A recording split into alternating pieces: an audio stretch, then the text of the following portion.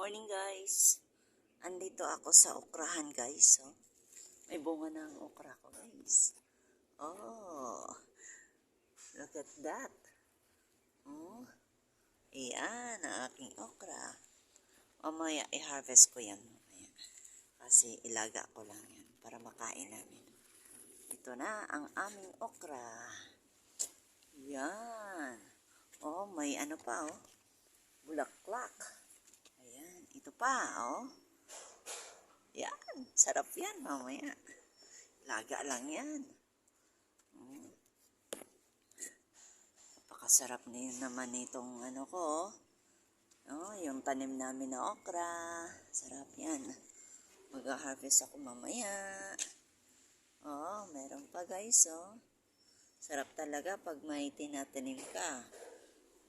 May aanihin. Oh, ayan. Oh, maliit pa lang oh, maliit. Ito. Wala pang bunga guys kasi na-harvest pa yung nakaraang araw. Yan. Sarap talaga pag may tinatanim ka.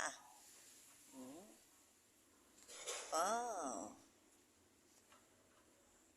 Ang okra kahit anong luto mo masarap.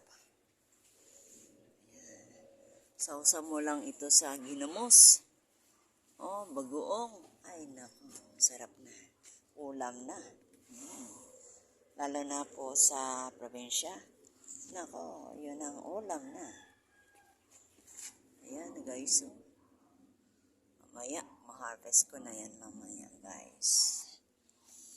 Wow naman, wow naman, wow, wow naman ang aking okra. Ito. Ilang beses na kami nag-harvest nito guys. Inuulam namin, nilaga.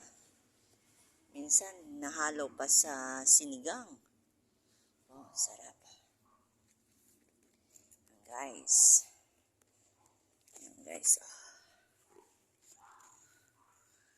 Maganda talagang okra ko. Yan, masarap talaga. Nagtatanim ka, mayaning ka lagi. Oh. Hindi ka na magbibili. Yan, ha-harvest ka na lang. Diba guys? Thank you guys for watching my video. Bye guys.